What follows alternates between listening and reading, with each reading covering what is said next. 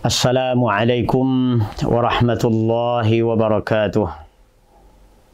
Alhamdulillah wassalatu wassalamu ala Rasulillah wa ala alihi wa sahbihi wa man ihtada bihuda. Amma ba'd. Saat ini kita akan memulai episode baru dalam silsilah kajian ilmu yang kita adakan di pesantren Al-Ma'had. Kali ini kita akan memulai kajian Kitabut Tauhid. Kitabut Tauhid ini ada yang dicetak sangat kecil, ada juga yang dicetak bersama syarahnya,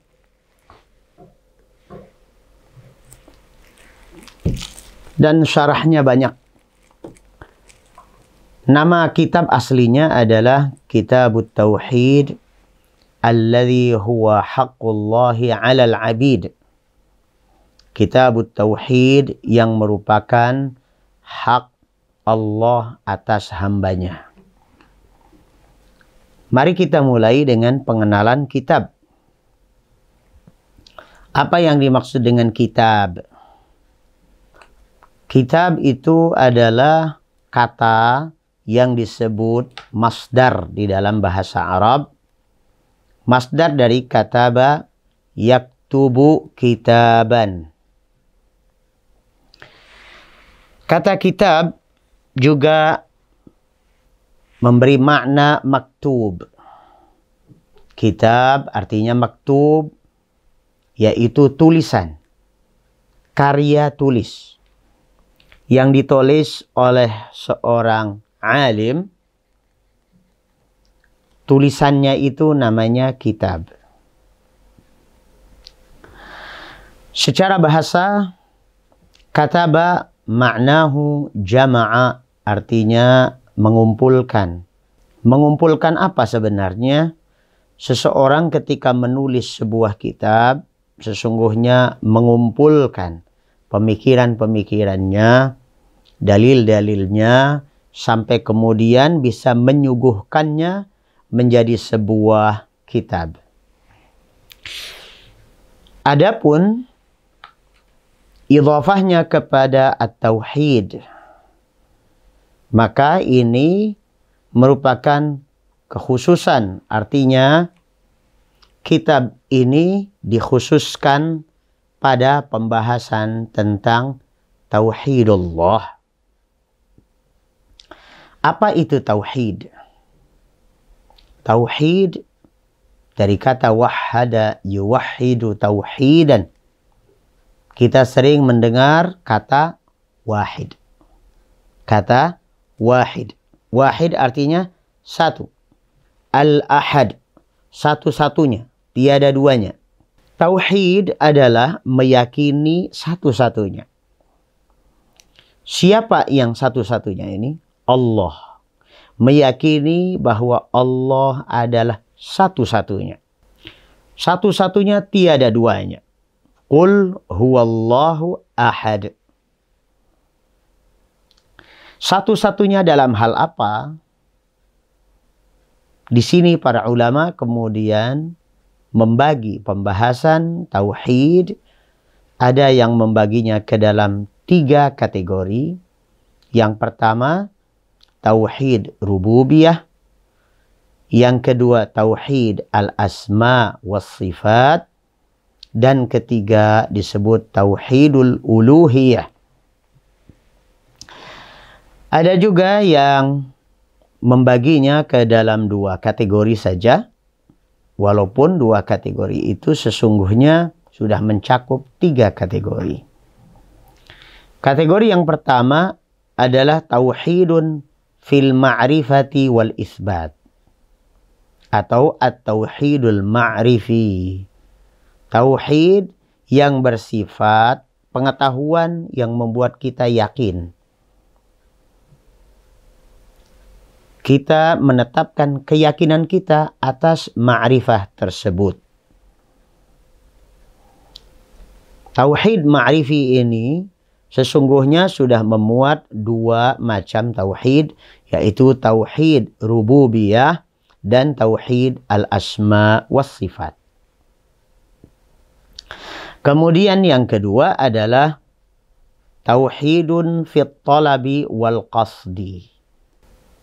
Menjadikan Allah Subhanahu wa ta'ala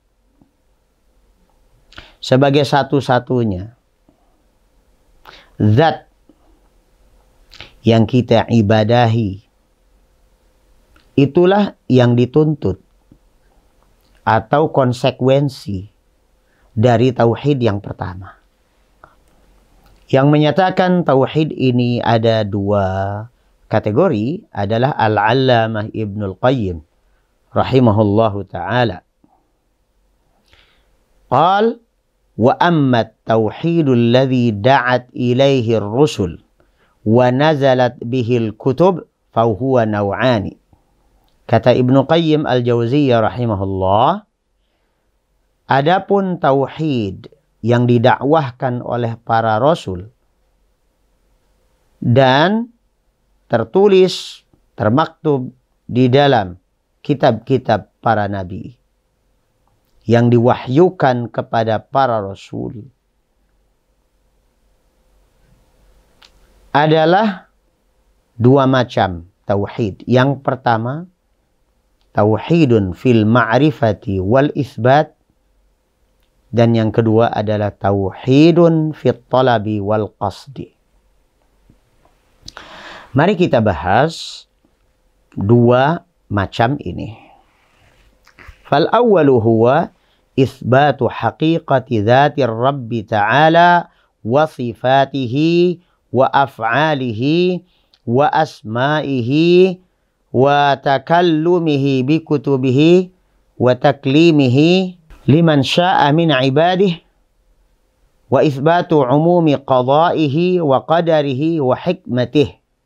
Yang pertama, tauhid fil ma'rifati wal isbat adalah menetapkan keyakinan tentang hakikat zat Rabbil Alamin, juga tentang sifat-sifatnya, perilakunya, nama-namanya, juga pembicaraannya di dalam kitab-kitabnya, juga pembicaraannya dengan sebagian hambanya yang Allah kehendaki.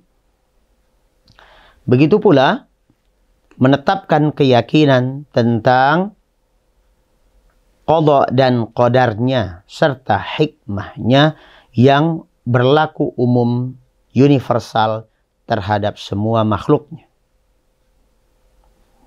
Wa qad afsaha al-Qur'an 'an hadha an-naw'i jiddal ifsah. Al-Qur'anul Karim berbicara tentang tauhid bagian ini dengan begitu gamblang, sangat terang benderang. Kama fi awwali suratil Hadid wa surati Taha wa akhiril Hasyr wa awwali tanzil as-Sajdah wa awwal Ali Imran wa suratil Ikhlas bikamaliha wa ghairi dhalik. Tauhid ma'rifi wal isbat ini bisa kita dapati secara gamblang dalam beberapa surah, di antaranya adalah awal surah Al-Hadid, surah Taha, akhir surah Al-Hasyr, awal surah Tanzil As-Sajdah, kemudian awal surah Ali Imran, surah Ikhlas, Al-Ikhlas secara keseluruhan, dan surah-surah yang lain. Adapun tauhid yang kedua, yaitu tauhid yang merupakan konsekuensi daripada tauhid yang pertama, yaitu tauhidul uluhiyah, yang menjadi konsekuensi daripada tauhid rububiyah dan al-asma wa sifat, sesungguhnya adalah tauhidun niyah. Agar kita meniatkan seluruh perilaku, perkataan, penghambaan diri kita kepada Allah Azza wa Jal, itu hanya untuk Allah Azza wa Jal. Ini konsekuensinya. Nah, tauhid yang ini dimuat diantaranya oleh surah Qul ya ayyuhal kafirun. Ya. Begitu pula di dalam awal surah Tanzilul Kitab dan akhirnya. Awal surah Al-Mu'min juga pertengahan surah Al-Mu'min, di akhir surah Al-Mu'min, awal surah Al-A'raf dan akhirnya juga di dalam surah Al-An'am serta dalam kebanyakan surah dalam Al-Quranul Karim. Maka kalau kita telusuri secara mendetail, sesungguhnya isi Al-Quranul Karim itu bermuara kepada Tauhidullah. Saudaraku sekalian, demikian pengenalan pertama tentang Kitabut Tauhid. Kita lanjutkan insyaallah dengan pengenalan episode kedua tentang Kitabut Tauhid. Assalamualaikum warahmatullahi wabarakatuh.